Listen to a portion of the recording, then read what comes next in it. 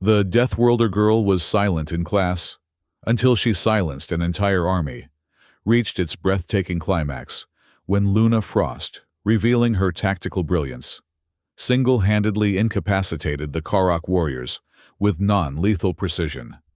As the commanding officer charged, she redirected his momentum, hijacked his communications, and delivered an ultimatum backed by Earth's fleet, transforming from invisible student to undeniable force in one decisive moment. The Grand Academy of Interspecies Diplomacy sat like a gleaming jewel in the crown of Orith Prime's capital city. Its sleek towers of polished marble and crystalline spires reflected the amber light of the twin suns, creating a kaleidoscope of colors that danced across the sprawling campus grounds. Gravity bridges connected the various academic halls, their translucent surfaces humming with energy as students from across the Galactic Federation traversed between lectures. Inside the primary lecture hall, Professor Kaylor Tiv's resonant voice carried effortlessly to every corner of the amphitheater. The Elder Quantaren's four arms gestured in precise, deliberate motions as holographic star maps and linguistic matrices materialized around him, illustrating the day's lesson on words as weapons of peace. Language, Professor Tiv intoned, his silvery skin catching the light as he moved, is the foundation upon which civilized species build understanding. When wielded with precision and empathy, words can dismantle conflicts before plasma cannons ever power up. The assembled students, representing 10 distinct species from across the Federation, responded in their culturally appropriate ways. The Vex twins, Zix and Zax, chittered excitedly to each other, their mandibles clicking in their species' signature form of appreciation. 3 rows ahead, a quartet of Palaxians swayed in unison, their empathic fields visibly rippling as they absorbed not just the professor's words, but his emotional intent. Near the front, the Avarian delegation fluffed their stress feathers, a sign of deep concentration as they processed the lecture through their ternary cognition pathways. But in the back row, partially hidden in shadow, sat Luna Maris Frost. Unlike her fellow humans, who had clustered together near the center of the hall, Luna chose isolation. Her shoulders hunched forward as she scribbled in a battered paper notebook, an anachronism that had drawn curious stares from her classmates on the first day of term.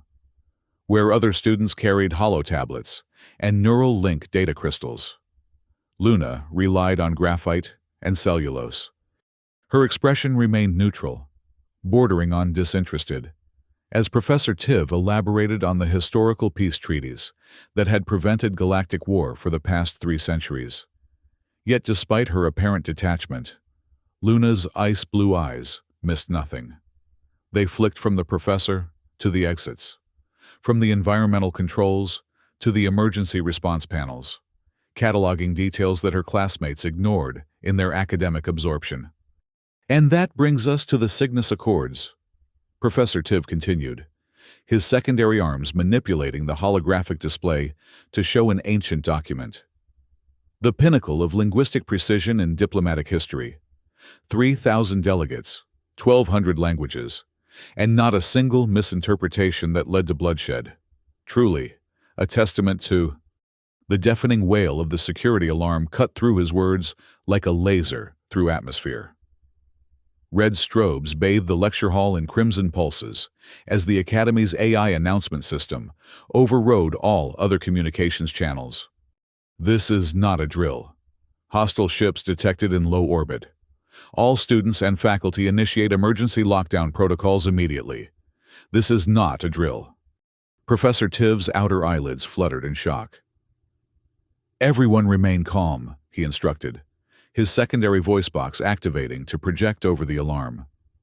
The Academy shields will... The lights flickered once, twice, then died completely.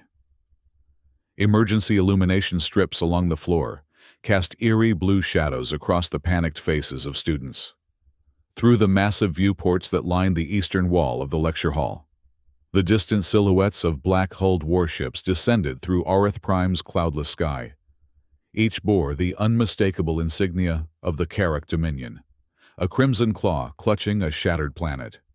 Shields failing, the AI announced with inappropriate serenity. Security breach detected in Sectors 7, 12, and 18, implementing quarantine protocols. With a pneumatic hiss, the lecture hall's reinforced doors sealed shut. Students pressed against the walls as the entire building shuddered, under what could only be impact tremors. A deafening explosion rocked the eastern section of the academy, and through the now shattered viewport, dozens of smaller attack craft could be seen disgorging armored figures onto the campus grounds. "Impossible," Professor Tiv whispered, all four hands trembling. "The planetary defense grid was sabotaged approximately 26 minutes ago." Luna spoke for perhaps the first time all semester. Her voice, quiet, yet somehow cutting through the chaos, drew startled stares. Standard Karak infiltration tactics. They always target communication arrays first, then defense grids, then shield generators. She rose from her seat, tucking her notebook into an inside pocket of her Regulation Academy jacket. While her classmates huddled together in growing panic, Luna moved with the measured precision of someone who had rehearsed for this exact scenario. Professor Tiv gathered his composure and raised his voice once more. "Form into your species groups. Head for the emergency shelters beneath the central atrium. All non-combatant species first. Palaxians, Quantorans, and Methi. Please proceed to—" The western door erupted inward in a shower of metal and composite materials. Through the smoke and debris stomped 6 towering figures in midnight black combat armor. The lead warrior's helmet featured a blood-red visor shaped like a predatory eye. Karak shock troops, the elite vanguard of the Dominion's Imperial forces.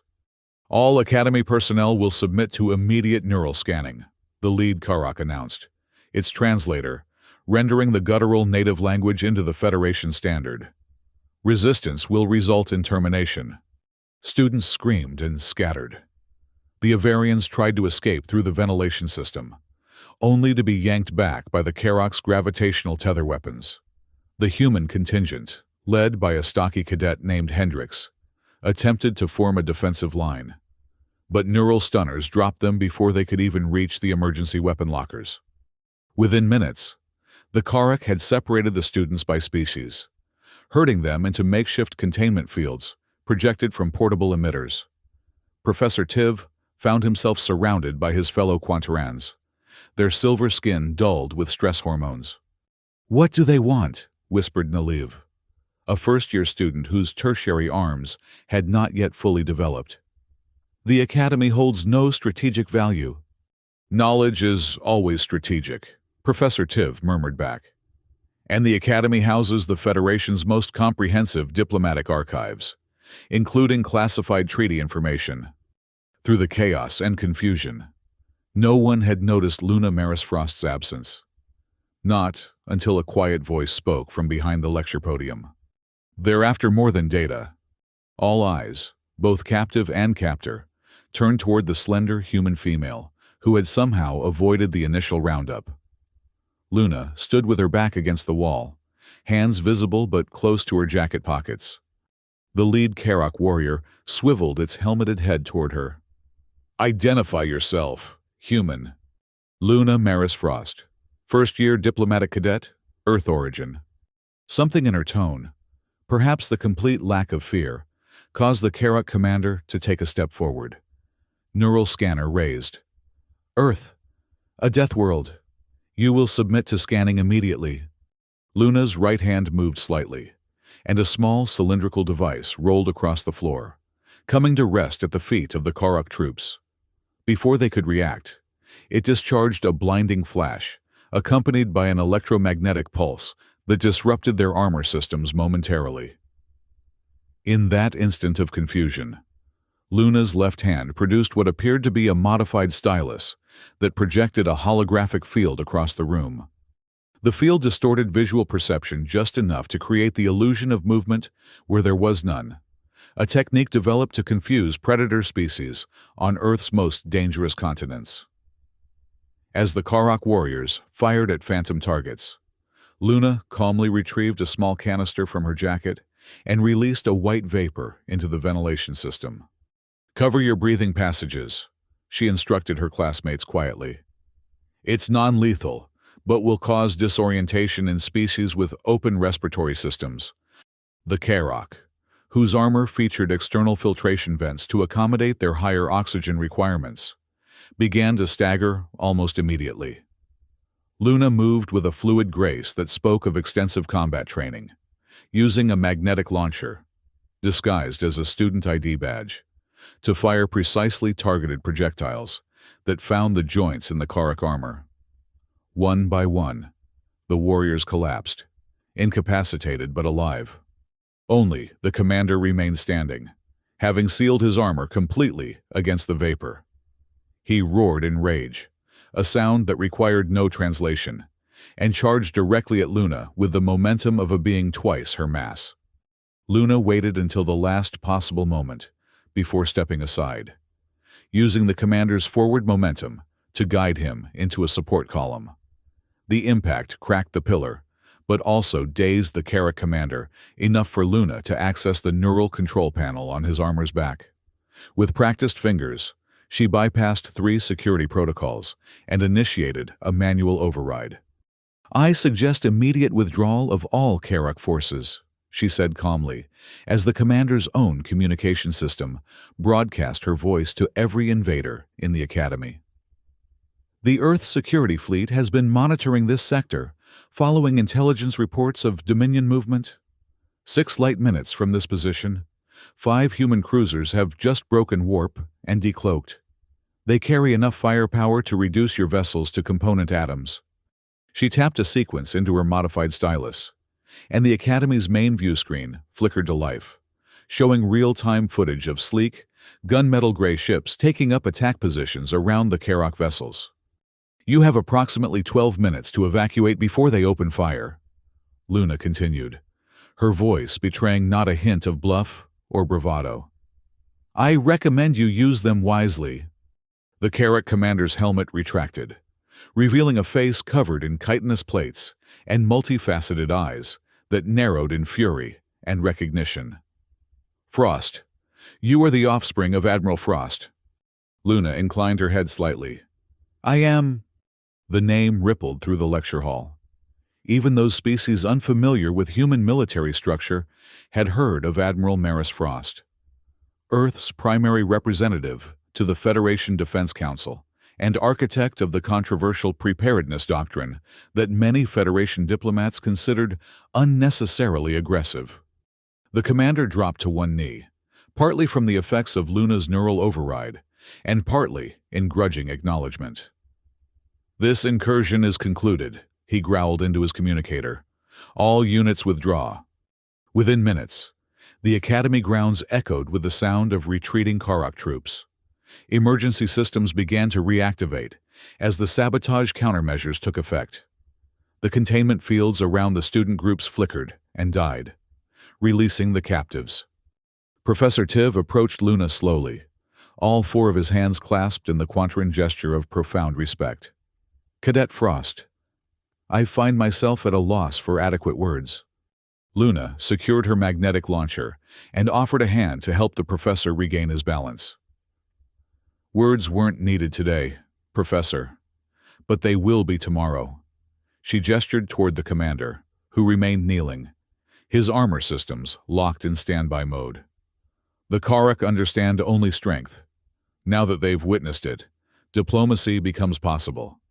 As emergency response teams flooded into the lecture hall, Luna calmly began dictating a comprehensive report on the security breach, the timeline of the sabotage, and recommendations for preventing similar vulnerabilities. Professor Tiv watched her with new eyes, his belief in pure diplomatic theory irrevocably altered. By evening, order had been restored to the Academy. Planetary shields hummed at full capacity, reinforced by 3 Earth security vessels that maintained orbit around Aurath Prime. The remaining 2 human ships had escorted the Karok fleet to the system's edge, ensuring their departure vector led away from Federation space.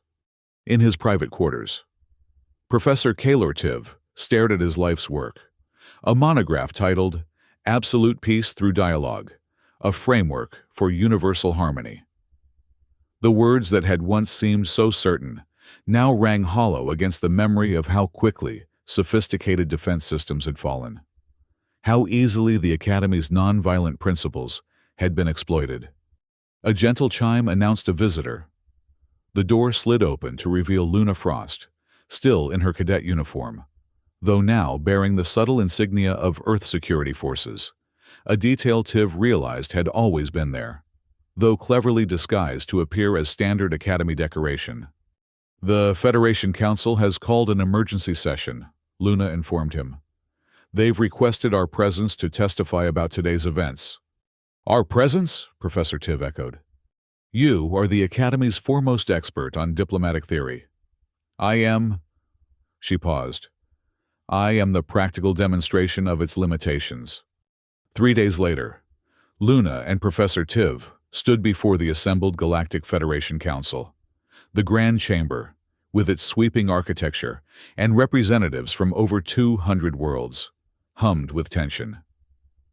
At a separate podium stood Admiral Maris Frost, his Earth Security Forces dress uniform adorned with commendations that told the story of a career spent at the frontier of Federation defense. "The events at the Grand Academy represent a fundamental failure of our security doctrine," the Admiral stated, his voice carrying the same quiet certainty his daughter possessed. "For too long, the Federation has relied on the assumption that all species will respond to diplomatic overtures. The Carrick Dominion has proven otherwise."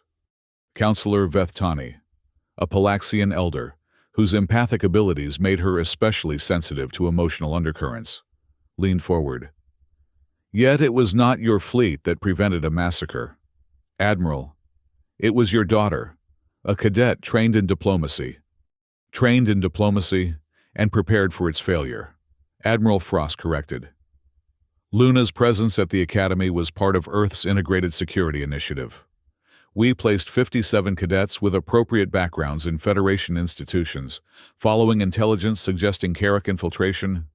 Murmurs of shock and indignation rippled through the chamber.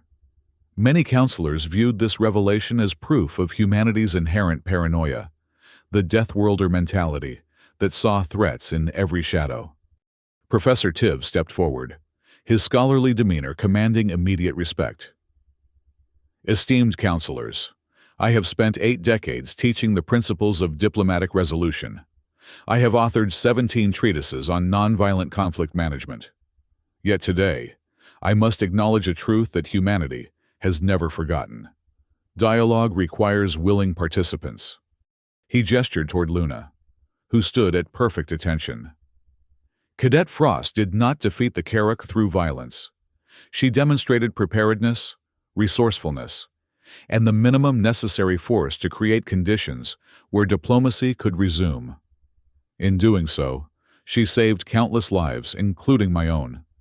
The council chamber fell silent as delegates processed this unexpected endorsement from one of the Federation's most committed pacifists. Finally, High Counselor Genra of the Methi Collective rose to speak. "We have long viewed humanity's militaristic tendencies with suspicion, the crystalline being acknowledged, light refracting through its transparent form. Yet, we cannot deny the evidence before us. The question becomes, how do we incorporate this Deathworlder wisdom without abandoning our commitment to peaceful coexistence?" Admiral Frost smiled for the first time since the proceedings began. "I believe my daughter and Professor Tiv have a proposal." Luna stepped forward. "The Academy curriculum currently focuses exclusively on historical treaties, linguistic precision, and cultural sensitivity. These are essential foundations. But I propose the addition of a new required module, security diplomacy." She activated a holographic display showing a curriculum outline.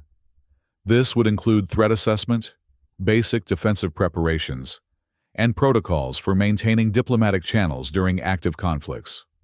Not to create warriors out of diplomats, but to ensure that our diplomats live long enough to complete their missions. The debate lasted 17 hours. Delegates from militaristic species like the Thoraxians immediately supported the proposal. Those from traditionally pacifist cultures, including the Avarians and Methi, expressed deep reservations. Yet, as testimonials from Academy students filtered in, all emphasizing how Luna's preparedness had saved lives, resistance gradually weakened. By dawn, the Council had reached a compromise. Deathworlder preparedness modules would be integrated into diplomatic training, co-taught by security specialists and peace theorists to maintain balance between the approaches. 1 week later, students filed back into the restored lecture hall at the Grand Academy.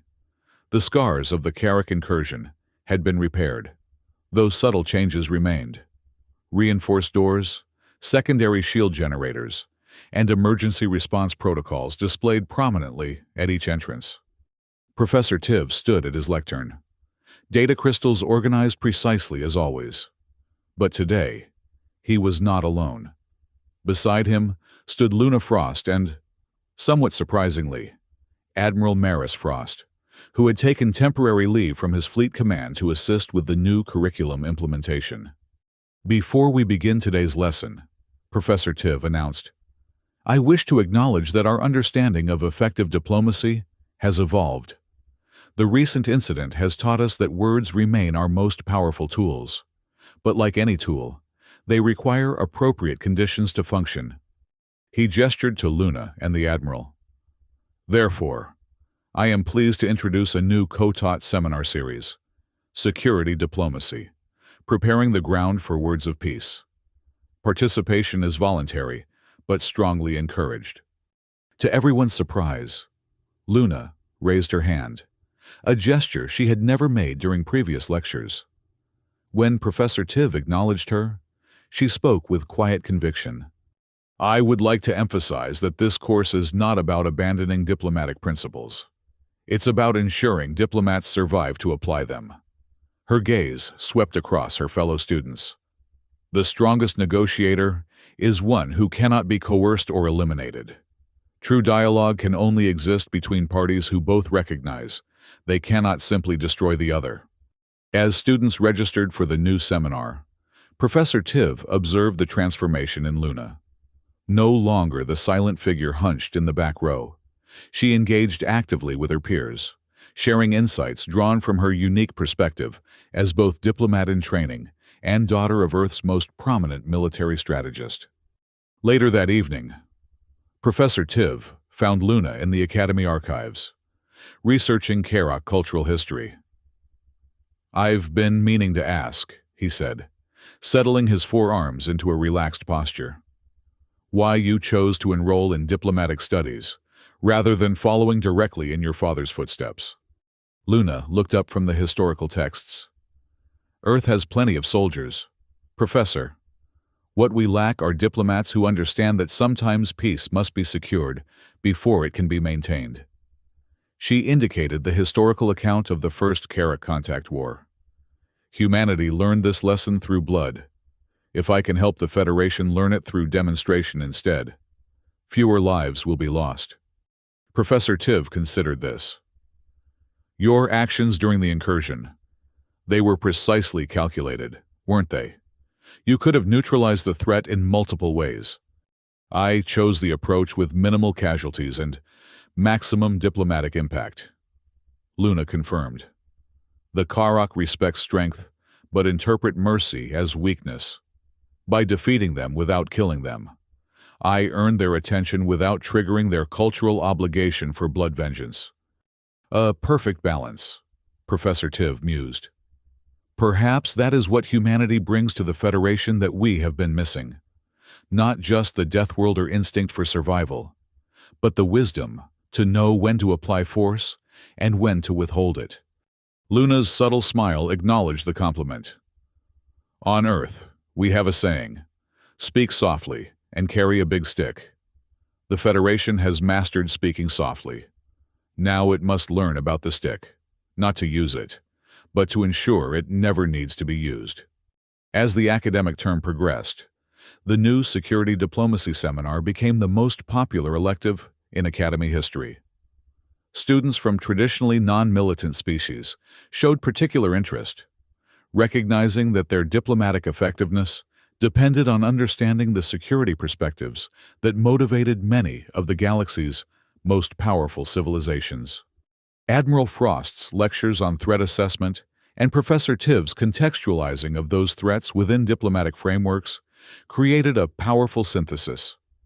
But it was Luna who bridged these perspectives most effectively, demonstrating how preparation and negotiation could work in harmony rather than opposition. 3 months after the Karok incursion, as the first cohort of students completed their security diplomacy certification, an unexpected visitor arrived at the academy. The Karok commander, whom Luna had defeated, now dressed in the formal diplomatic attire of his species, requested an audience with the worthy adversary who showed restraint. Under heavy security, Luna met with the commander in the Academy's reinforced conference chamber. Professor Tiv and Admiral Frost observed from an adjacent room, ready to intervene if necessary. "I am Vorkath, war leader of the 7th Dominion Fleet." The Karok introduced himself, mandibles clicking in what xenolinguists had identified as a gesture of respect. "You defeated me with minimal force when you could have claimed my life. This creates a debt according to our traditions." Luna inclined her head. "No debt exists between those who seek understanding. War leader Vorkath, I prevented you from making a strategic error that would have damaged relations between our peoples beyond repair." The Karok's multifaceted eyes registered surprise. "You consider the death of Academy students merely a strategic error?" "I consider it a tragedy that would have demanded retribution according to both our cultures," Luna clarified. "Instead, we have an opportunity to establish new protocols for interaction. The Dominion's strength is not in question. How you choose to direct that strength is what concerns the Federation." For nearly 6 hours, Luna and Vorkath engaged in what would later be recognized as the first productive dialogue between the Karok Dominion and the Federation in over a century. The commander revealed that elements within the Dominion's military hierarchy had orchestrated the Academy attack without full Council authorization, a revelation that opened avenues for diplomatic engagement with moderate Karok factions. By the meeting's conclusion, Vorkath had agreed to serve as liaison between the Dominion and the Federation, with the Academy as neutral ground for future negotiations. In return, Luna promised to develop a joint training program where selected Karok representatives could study Federation diplomatic practices while sharing their own cultural perspectives. When the Karok delegation departed, Admiral Frost embraced his daughter with unmistakable pride. "You've accomplished more in one conversation than my fleet could have achieved in a decade of patrols." Luna shook her head. "Your fleet made the conversation possible. Father, the Karok came to the table because they recognized they couldn't simply take what they wanted. Security created the conditions for diplomacy." Professor Tiv, who had been unusually quiet, finally spoke. "I have spent my career believing that words alone could prevent conflict. I now understand that words require a foundation to stand upon." He extended all 4 hands in the Quantren gesture of profound revelation.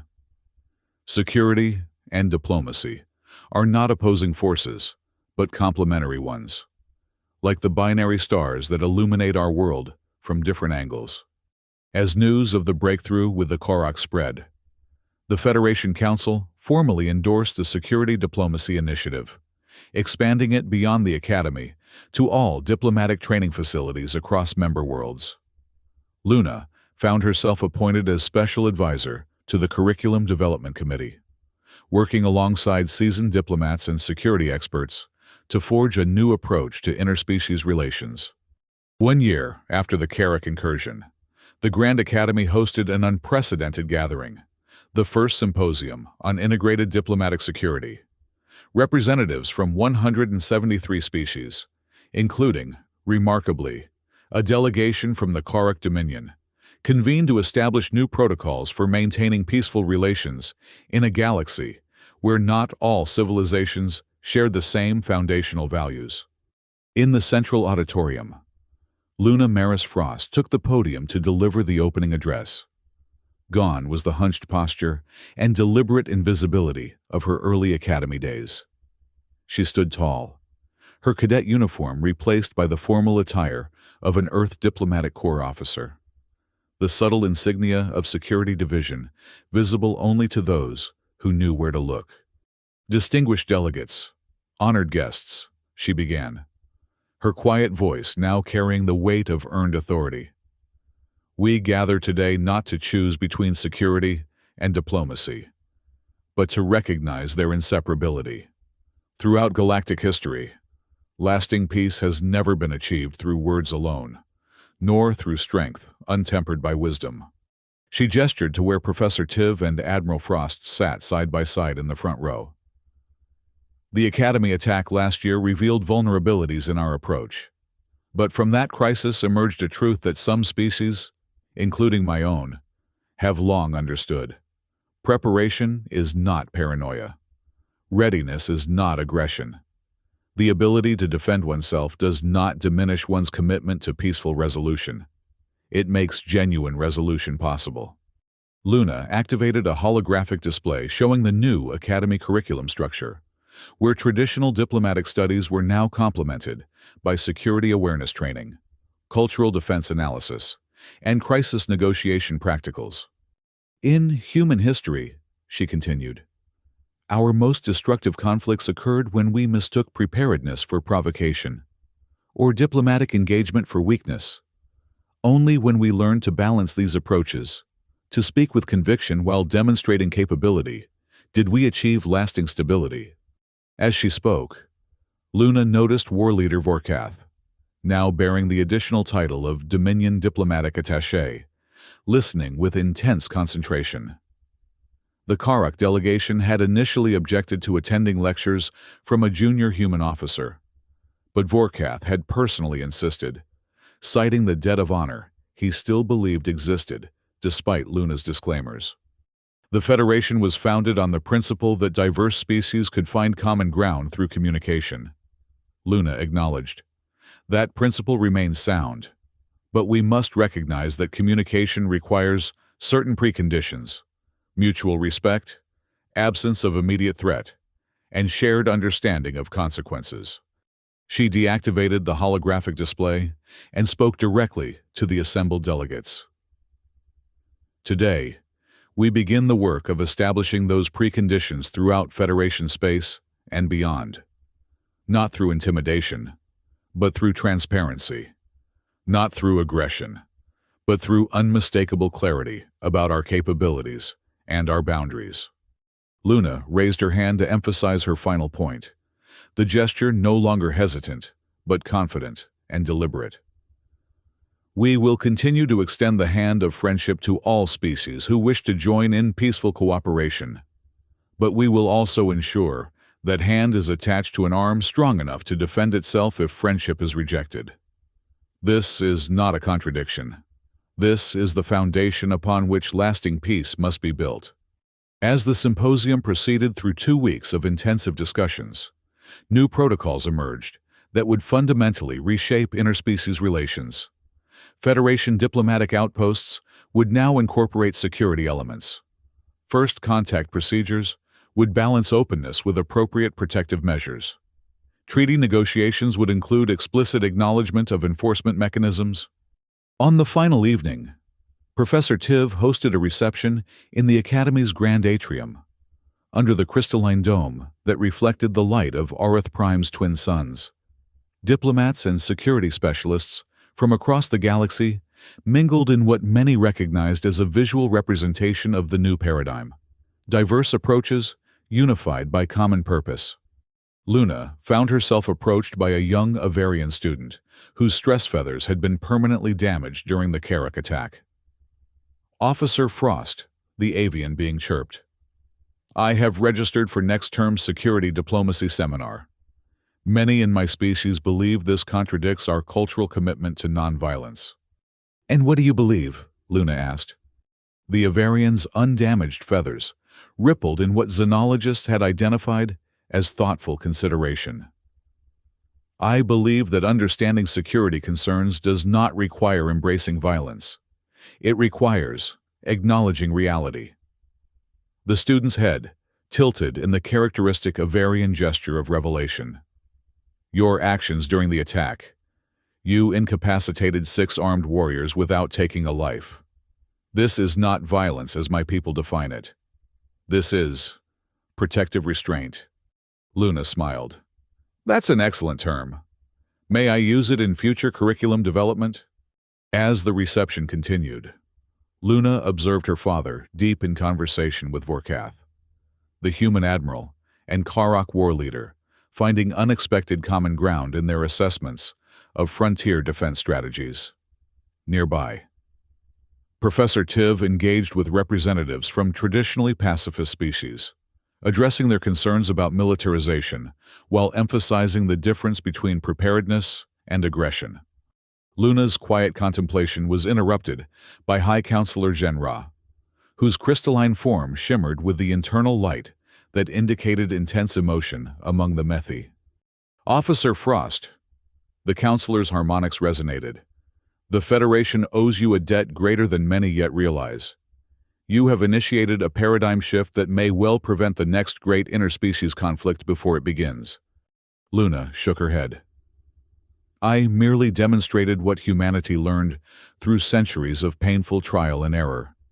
The true achievement belongs to the Federation's willingness to adapt its principles without abandoning them. The High Counselor's crystalline structure refracted light in the pattern denoting profound agreement. Perhaps that is humanity's greatest contribution to our collective civilization. Not your Deathworld resilience or your security protocols, but your capacity to hold seemingly contradictory truths simultaneously, to prepare for conflict while working tirelessly to prevent it. As the symposium concluded, delegates returned to their respective worlds carrying new understanding and, in many cases, transformed perspectives. The Academy itself underwent both physical and philosophical renovation. Its architecture now subtly reinforced, its curriculum fundamentally rebalanced. Luna Maris Frost offered prestigious positions in both Earth's diplomatic corps and the Federation Security Council, chose instead to remain at the Academy as co-instructor of the expanded security diplomacy program. Working alongside Professor Tiv, she developed training simulations that challenged students to find the precise balance between firmness and flexibility, between preparedness and provocation. 1 year to the day after the Karok incursion, Luna stood at the back of the lecture hall, not hiding, as she once had, but observing with quiet satisfaction as a new class of cadets engaged in a simulation of first contact with a potentially hostile species. The students, representing 12 different Federation worlds, demonstrated both diplomatic finesse and security awareness, finding creative solutions that honored their species' values while acknowledging practical realities. Professor Tiv, watching from beside her, noted the transformation with approval. You've changed the Academy, Luna. Perhaps the Federation itself. Luna's gaze lingered on a young Palaxian student who had just proposed a particularly elegant compromise between security requirements and cultural sensitivity. Not changed, Professor. Completed. Words remain our most powerful tools. We've simply ensured they rest on solid ground. Outside the viewports, Earth security vessels patrolled in coordination with ships from 17 other Federation species, including, remarkably, 2 Karok observation craft participating in the Joint Defense Initiative that had emerged from the symposium. Together, they formed a protective network around Aurith Prime, not a wall to isolate, but a shield behind which diplomacy could flourish. Luna Maris Frost, daughter of Earth's martial tradition and now teacher of its hard-won wisdom, raised her hand to answer a student's question about proportional response protocols. No longer silent, but never forgetting that true diplomacy demanded both the eloquence to articulate peace and the resolve to defend it. In the years that followed, the principles developed at the Grand Academy spread throughout the Federation and beyond. The term Frost Doctrine entered diplomatic lexicons across 1,000 worlds, referring to the balanced approach that recognized security and dialogue as complementary rather than competing interests. Admiral Maris Frost, upon his retirement from active service, joined the Academy's advisory board, working alongside former adversaries, including war leader Vorkath, who had become the Karok Dominion's first permanent ambassador to the Federation. Together, they supervised exchange programs that brought security specialists into diplomatic training and sent diplomatic cadets to observe defensive operations, building mutual understanding that transcended traditional boundaries. Professor Kaylor Tiv, his perspective forever altered by the events he had witnessed, revised his life's work into a new treatise, Secured Dialogue, the Foundation of Lasting Peace. The text became required reading not only in diplomatic academies, but in military training facilities across Federation space, bridging divides that had separated these disciplines for generations. And Luna Maris Frost, the quiet student who had once hidden her capabilities behind hunched shoulders and silence, became the embodiment of the new approach, addressing the Federation Council with the same measured confidence, whether discussing treaty provisions or security protocols, demonstrating through her every action that strength and wisdom could coexist, not just within a governmental system, but within an individual. On the 5th anniversary of the Karok incursion, as delegations gathered at the Academy to commemorate the event that had catalyzed these transformations, Luna stood once more at a podium, this time as the newly appointed Dean of Integrated Diplomatic Studies. Before her spread a sea of faces representing over 300 species, united not by uniform values or identical approaches, but by shared commitment to a balanced path forward. 5 years ago, she began, her quiet voice now recognized and respected across the galaxy. An attack on this academy revealed vulnerabilities in our approach to interspecies relations. Today, we commemorate not the attack itself, but the understanding that emerged from it. She gestured to where Professor Tiv and Admiral Frost sat side by side, the Quantaran scholar and human admiral now embodying the partnership between previously divergent perspectives. The Federation was founded on the belief that diverse species could find common ground through communication. That belief remains the cornerstone of our collective civilization. But we now recognize that effective communication requires certain foundations: mutual respect, clear boundaries, and shared understanding of both opportunities and consequences. Luna activated a holographic display showing the expanded Academy campus, where diplomatic training facilities now stood alongside security simulation centers, where cultural exchange programs operated in harmony with threat assessment exercises. Earth has a saying, she continued, that peace is not merely the absence of conflict, but the presence of justice. To this wisdom, we might add, peace is not sustained through words alone, but through the conditions that allow words to prevail over force. She deactivated the display and spoke directly to the assembled delegates, her posture straight but not rigid, her tone firm but not harsh, embodying the balance she described. 5 years ago, many viewed security and diplomacy as opposing forces, pulling the Federation in different directions. Today, we recognize them as the twin stars of our system, distinct but inseparable, each illuminating the other's path. Luna raised her hand, the gesture now recognized throughout diplomatic circles as the Frost signal, indicating a fundamental point about to be made. We continue to extend the hand of friendship to all species who wish to join in peaceful cooperation. But we ensure that hand is attached to an arm strong enough to defend itself if friendship is rejected. This is not contradiction. This is completion. As the commemorative ceremony concluded, and delegates dispersed to various symposium sessions, Luna found a moment of solitude in the small garden that had been planted where the Karok commander had once knelt in surrender.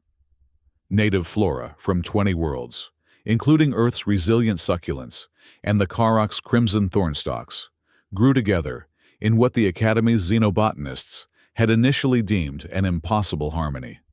Yet, through careful attention to the unique needs of each species, providing appropriate support structures, maintaining balanced nutrient supplies, establishing clear boundaries between competing root systems, the seemingly incompatible plants now thrived alongside one another, distinct but interdependent. Luna smiled at the living metaphor as she touched a small earth cactus growing beside a Karok thornstalk. The cactus, evolved to survive Earth's harshest deserts, had developed protective spines that deterred threats without actively harming them.